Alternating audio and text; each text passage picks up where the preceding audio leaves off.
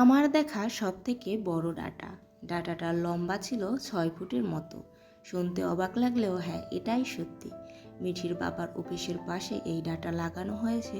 অফিসের লোকজন রান্না করে খেয়েছে আর আমাদের জন্য ওইরকম 3 টুকরো পাঠিয়ে দিয়েছে। ডাটা আর আলু একরকম করে কেটে নিয়েছি, এবার সিদ্ধ করে নেব। সিদ্ধ করা হয়ে গেছে, নামিয়ে জল ঝরিয়ে নেব।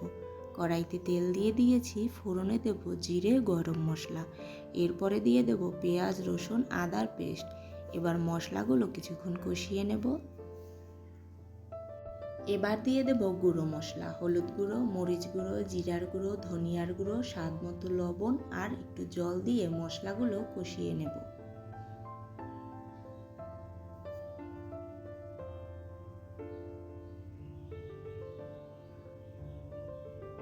মশলা কষানো হয়ে গেছে, দিয়ে দেব মুরগির পা, গিলা, কলিজা, চামড়া।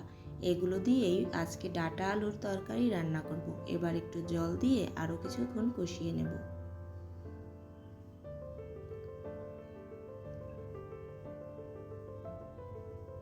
কষানো হয়ে গেছে, এবার দিয়ে দেব সিদ্ধ করা ডাটা আর আলু। এবার সব কিছু আরও 4-5 মিনিটের মতো কষিয়ে নিয়ে দিয়ে দেব ঝোলের জন্য জল।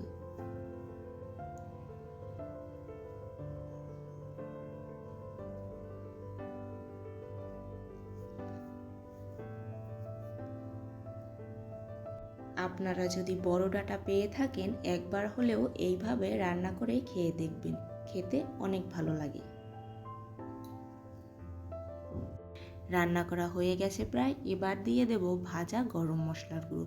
এবার সব কিছু মিশিয়ে নামিয়ে নিলেই হয়ে যাবে মুরগির গিলা, কলিজা, পা দিয়ে ডাটা আলুর তরকারি। খেতে কিন্তু খুবই ভালো লাগে।